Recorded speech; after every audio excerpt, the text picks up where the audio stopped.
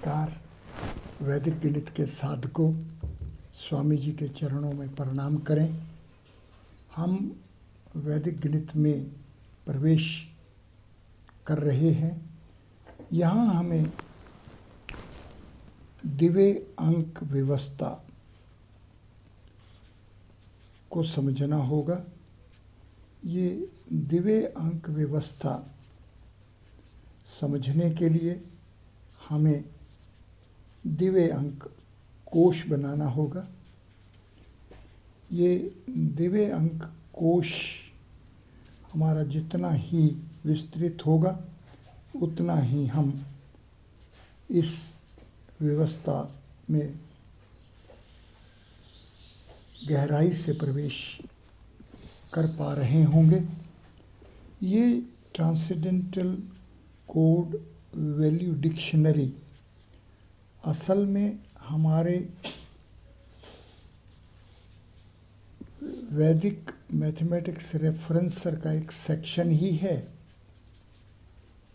लेकिन ये section course section है, इसलिए इसकी अलग व्यवस्था मानी जाती है। दिव्य अंक कोश टीसीवी डिक्शनरी वैदिक मैथमेटिक्स रेफरेंसर का भाग है, लेकिन ये कोर है। क्योंकि ये कोर है इसलिए इसको अलग से जानने की आवश्यकता है, इसको अलग से पहचानने की आवश्यकता है। हमारे पास मूल अंक 9 हैं। ये मूल अंक की दिव्य अंक व्यवस्था करते हैं तो हमारे पास इस तरह से इस मूल अंक के वर्णों की दिव्य अंक स्थापना होती है। 9, 6, 5, 1, 1, 5, 1 और 1 योग करें। 9, 15, 20, 21, 22, 27, 28 और 29। ये 29 अंक हमारा ब्रह्मा के दिव्य अंक है और ये 29 हमारे पास 16 जमा 13 सूत्र और उपसूत्र हैं। और ये 1 से 16 संख्या के जब फैक्टर्स करते हैं तो ये 29 तक प्रवेश कराता है। इसलिए हमें ये जो मूल अंक हैं, ये जो कि 1 से 9 मूल अंक हैं, इन 1 से 9 मूल अंकों से हम किस तरह से इस 29 की व्यवस्था में पहुंचते हैं और ये 29 की व्यवस्था किस तरह से 9 जमा 20 की व्यवस्था है और ये 20 11 जमा 9 है और किस तरह से ये 11 9 और 9 में विभाजित होकर ये एक त्रिक, ये एक व्यवस्था विधान बनाता है। हमें ये व्यवस्था का विधान जानना है। इस व्यवस्था के विज्ञान को जानना ही हमारा इस वक्त उद्देश्य है। आइए हम सब प्रथम अपने अंक 1, 2, 3, 4, 5, 6, 7, 8 और 9 को लिखें। इसको अगर हम डबल डिजिट्स में लिखेंगे तो इनका मूल्य में कोई अंतर नहीं पड़ेगा, लेकिन व्यवस्थागत बहुत अंतर हो जाएगा। पहले हम एक एक डिजिट से अंकों को लिख रहे हैं, उनका मूल्य जान रहे हैं। 2-2 से करेंगे तो आगे जाएंगे तो ये 10 बनेगा, ये 0, 1 और ये 10, ये दिशा परिवर्तित हो जाएगी। ये बात जानने की आवश्यकता है।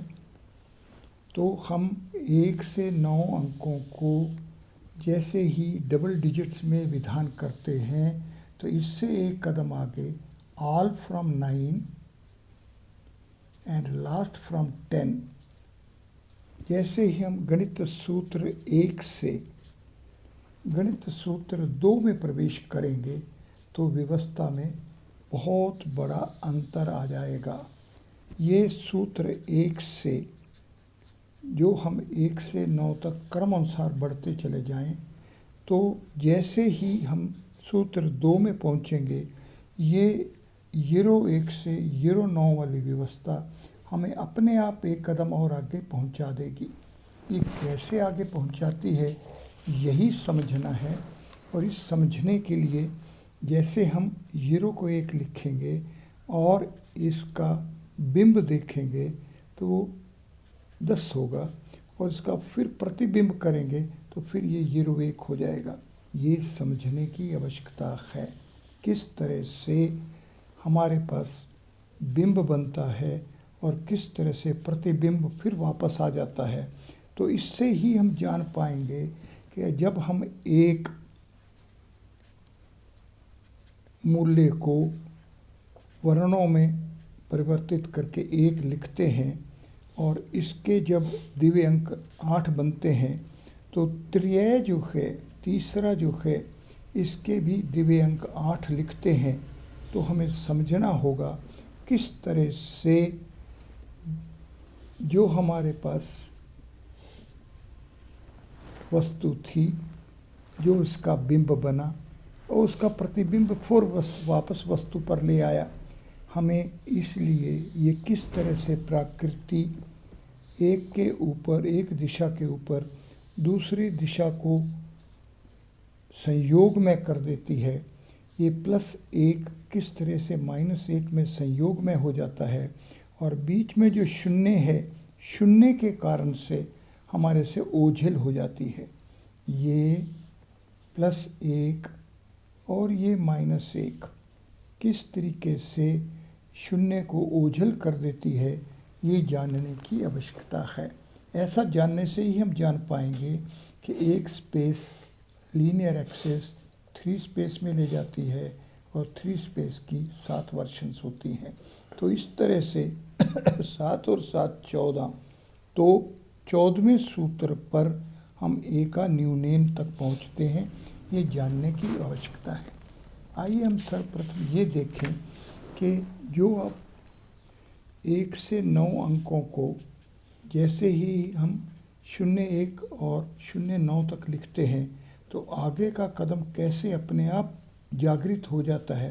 तो इसके जानने के लिए अगर हम 9 बिंदु लगाएं क्रम अनुसार, 1 2 3 4 5 6 7 8 और 9 कदम लगाएं, तो हम देखेंगे कि अगर ये 9 बिंदु लगाए तो इनके बीच में जो गैप्स हैं वो केवल 8 रह जाते हैं। इसीलिए हम 1 की व्यवस्था 8 मानते हैं। लेकिन अगर हम इन 10 बिंदु लगाएं तो हमारे पास गैप्स 9 आ जाते हैं। तो ये इसके अंदर अगर हम रेखा बनाएं तो ये हमारे पास 9 लीनियर यूनिट्स बनेंगे, और पॉइंट्स जो हैं यूरो स्पेस के ये 10 हैं। ये जो हमने यूरो का उपयोग किया, ये जो हम 9 से 10वें में गए, या हमने शून्य को उपयोग में लाए और 9 तक गए और 10 प्लेस वैल्यू सिस्टम को लिखते हैं, ये शून्य का जो उपयोग करना है, ये प्रारंभ में करना और अंत में करना, शून्य के होते हुए ही 2 बार करना, ये हमें ये बतलाएगा कि किस तरीके से हम सूत्र 5 और सूत्र 6 में 2 बार शून्य का प्रयोग करते हैं, इनमें पहुँचेंगे। आज हम केवल अपने आप को दिव्य अंकों की व्यवस्था का कोश बनाने की तरफ केंद्रित रहते हैं। 1, ये द्वय, त्रिय, चतुर, पंच, षट, सप्त, अष्ट, 9 और 10। अब देखिए दिव्य अंक 8, 16, 8, 12, 15, 10, 14, 11, 17 और 10। यह दो बातें बड़े ध्यान से देखने वाली हैं। पहले और तीसरे के दिव्य अंक बराबर हैं, छठे के और 10वें के बराबर हैं, और जो 10वां 10 है इसका 10 ही है। ये विशेषताएं कि 10 एक ऐसा अंक है, संख्या है, जिसका दिव्य अंक भी 10 ही है, और ये दिव्य अंक छठे के बराबर है, षठ के भी 10 हैं। तो किस तरीके से 6 षठ जो है ये 10 अंक वाला है, और 10 10 भी 10 अंक वाला है, ये व्यवस्था, ये जानना चाहिए होगा। ये गणित है, क्योंकि अगर हम 1 से प्रारंभ करेंगे, पहले स्वर से चालू करेंगे एकाधिकेन में और दूसरे स्वर में जाएंगे, और तो 6 + 4 10 होगा, और दूसरे सूत्र के भी जो पहले 2 वर्ण होंगे उनका योग 10 होगा। तो ये हमें जानना होगा। ये हमें और इंगित करेगा कि 6 जो है ये 0, 1, 2 और 3 का योग होने से ये हाइपरक्यूब 2 है, ये स्क्वायर है। और जो 10 है ये 1, 2, 3 और 4 जो कि हाइपरक्यूब 3 है, ये क्यूब है। अब किस तरीके से जब हम कहते हैं कि षठ में भी 10 अंक तक पहुँचेंगे और 10 में भी 10 अंक तक पहुँचेंगे, ये व्यवस्था जब होगी तो हमें स्थापत्य में कहाँ पहुँचाएगी। अगर हम शब्द वर्ग लेंगे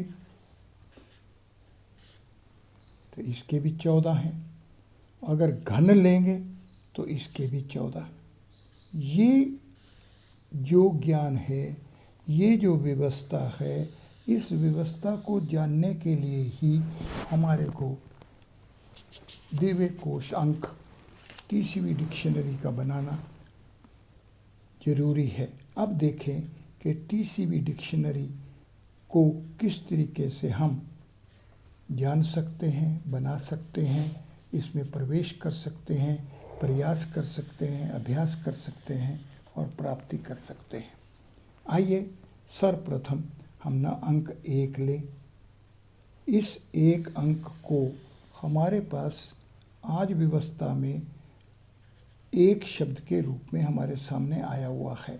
ये हमारे पास जो ज्ञान था, हमारे पास एक कहने के तरह से आया हुआ है। तो ये जो 1 है, ये सर्वप्रथम एक शब्द है, एक शब्द है, इसलिए हम इसको 1 मानते हैं। इसके अंदर 2 स्वर हैं, ए और आ, इसलिए इसके हम 2 अंक डालते हैं। इसके अंदर 3 वर्ण हैं, ए, का और आ, इस तरह से इसके अंक 3 कहते हैं। और इसके पश्चात हम आ, का और आ, इनके जब दिव्य अंक लिखते हैं 6, 1 + 1, तो ये 1 था, ये 2 था, ये 3 था, ये 8 हो गया। इस शब्द के अंदर ये चारों बातें निहित हैं। अब देखिए 1, 2, 3 और 8, ये जो क्रम है, ये सप्तेश्वर उपनिषद हमें ये ज्ञान देता है कि अगर हम 1, 2, 3 और 8 के क्रम से चलेंगे तो हम ज्ञान में, हम परम ज्ञान में प्राप्ति कर लेंगे, हम मोक्ष प्राप्त कर लेंगे, हम इस यहाँ की सभी रुकावटों को दूर कर देंगे। तो ये सप्तेश्वर उपनिषद का ज्ञान इस शब्द 1 के अंदर किस तरीके से नियत है और इसको किस तरह से जागृत करना है, इसी का नाम ही टीसीवी डिक्शनरी में जाना है। इस 1 को हमने एक पूर्ण शब्द मान लिया, इसके 2 स्वर होने से, इसके 2 सिलेबल्स के कारण से 2 अंक दे दिया, इसके अंदर 3 वर्ण होने के कारण हमने 3 दे दिया, और उसकी दिव्य अंक 8 होने से इसको 8 में बना दिया। ये जो 1 + 2 + 3 + 8 बराबर 14 है, ये हमारे पास 2 जमा 3 जमा 4 जमा 5 14 के बराबर है, जो कि हाइपरक्यूब 4 है। अब देखिए किस तरीके से ये द्वितीय अंक व्यवस्था इन शब्दों के अंदर क्रम के अनुसार अपने आप को जागृत करती जा रही है। तो ये एक हमारे पास अब चतुर्युग में ले गया, 4 स्पेस में ले गया। ये हमें ब्रह्मा जी के स्पेस में ले जा रहा है। किस तरीके से जब हम लिखते हैं ओम इति एक अक्षर ब्रह्म, ये जब हम जानना चाहेंगे, यहाँ तक पहुँचना चाहेंगे, यहाँ तक जागृत करना चाहेंगे, यहाँ तक अपनाना चाहेंगे, तो हमें द्वितीय अंक व्यवस्था को जानना अनिवार्य होगा। सप्तेश्वर उपनिषद के ज्ञान को जब हम जानना चाहेंगे, इसके समांतर चलना चाहेंगे, तो भी हमें द्वितीय अंक व्यवस्था को, द्वितीय अंक कोश को अपने सामने रखना होगा, इसे अपनाना होगा। इसलिए इसी तरह से ये ब्रह्मा जी जो 14 अंक की व्यवस्था में हम पहुँचे, पहले ये चतुर्पीठ में पहुँचे, हाइपरक्यूब 4 में पहुँचे, तो उपनिषद हमें ये ज्ञान देते हैं कि ब्रह्मा जी अपने हृदय में जो शिव जी का स्थान है, उस पर उपासना करने पर, उस पर तपस्या करने पर ये 10 ब्रह्मा हो जाते हैं। अब ये एक ब्रह्मा का 10 ब्रह्मा होना हमें ये बतला रहा है कि अगर 5 स्पेस ये ब्रह्मा जी जो 4 अंक की व्यवस्था तक हम पहुँचे थे, इसको अब हमें 10 अंक की व्यवस्था तक पहुँचना है। दिव्य कोश में टीसीवी डिक्शनरी में जो शब्द एक है, इस शब्द एक को हम पहले 4 व्यवस्थाओं में जाना तो हमारे पास 1, 2, 3 और 8 के मूल्यों तक 14 तक पहुँचे। पर ये इस 14 अंक वाली व्यवस्था ब्रह्मा जी की व्यवस्था से जैसे ही हम ध्यान में पहुँचेंगे तो ये 10 भागों वाला हो जाएगा। a⁵ is to 10 b⁴, और ये 10 जो है ये 6 जमा 4 है। हमने देखा था कि षठ हो तो भी 10 अंक बनता है और 10 हो तो भी 10 बनता है। इसलिए ये जो 10 ब्रह्मा हैं, ये जो हाइपरक्यूब 5 के 10 बाउंड्री कंपोनेंट्स हैं, इनके 2 विभाग हो गए, 4 एक तरफ और 6 एक तरफ। ये 4 को 4 से गुणा करेंगे तो ये 16 हो जाएगा, ये 6 को 4 से गुणा करेंगे तो 24 होगा। ये विद्या हमारे पास उत्तर से दक्षिण में जाने वाली विद्या बन जाएगी। उत्तर का दिव्य अंक 16 है और दक्षिण का दिव्य अंक 24 है। अब प्रारंभ में हम पूर्व से पश्चिम की विद्या में जा रहे थे, क्रम अनुसार जा रहे थे, एकाधिकेन पूर्वेन में जा रहे थे, और अब हम उत्तर से दक्षिण दिशा में जा रहे हैं। तो किस तरीके से इस दिव्य अंक व्यवस्था में इस प्रथम 1 अंक के वर्ण स्वरूप, शब्द स्वरूप 1 में किस तरह से पहले 4 जो स्टेप्स हैं, इसमें किस तरीके से हम 1, 2, 3 और उसके पश्चात 8 में पहुँचे। अब देखें कि 1 गुणा 1 लिख सकते हैं, 2 को 2 गुणा 1 लिख सकते हैं, 3 को 3 गुणा 1 लिख सकते हैं, लेकिन जैसे 4 लिखेंगे तो ये 2 गुणा 2 हो जाएगा।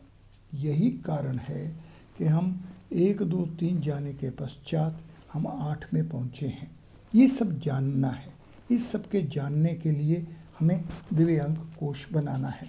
और अब हम जिस तरीके से पूर्व से पश्चिम में पहुँचे, इसी तरीके से जब हम उत्तर से दक्षिण की तरफ जाएंगे तो हमारे पास दूसरा विद्या क्षेत्र प्रारंभ होगा। ये विद्या क्षेत्र आगे के 6 व्यवस्थाओं में हैं।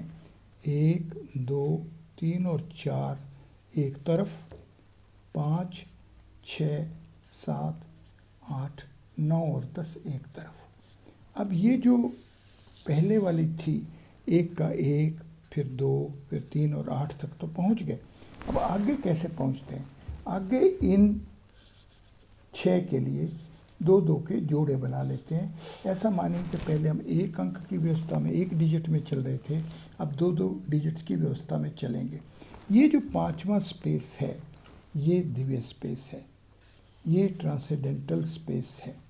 अब हम ट्रांसेंडेंटल स्पेस में पहुंच रहे हैं। ट्रांसेंडेंटल स्पेस में 5 स्टेप्स की व्यवस्था है। जैसे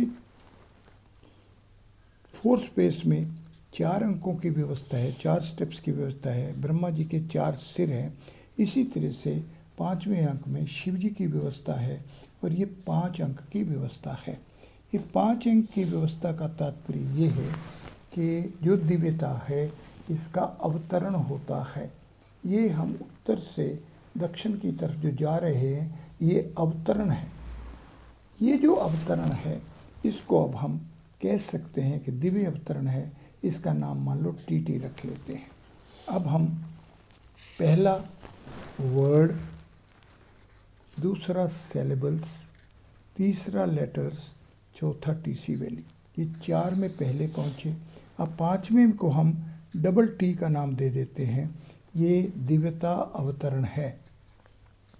इस दिव्यता अवतरण को जानने से ही हम 5वां स्टेप्स लिखेंगे और इसके बाद FF है। इसका मतलब है इनका उच्चारण कैसे करते हैं।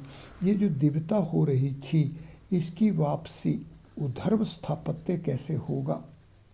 अब ऊर्ध्व स्थापत्य को ही जानना होगा। तो आज हम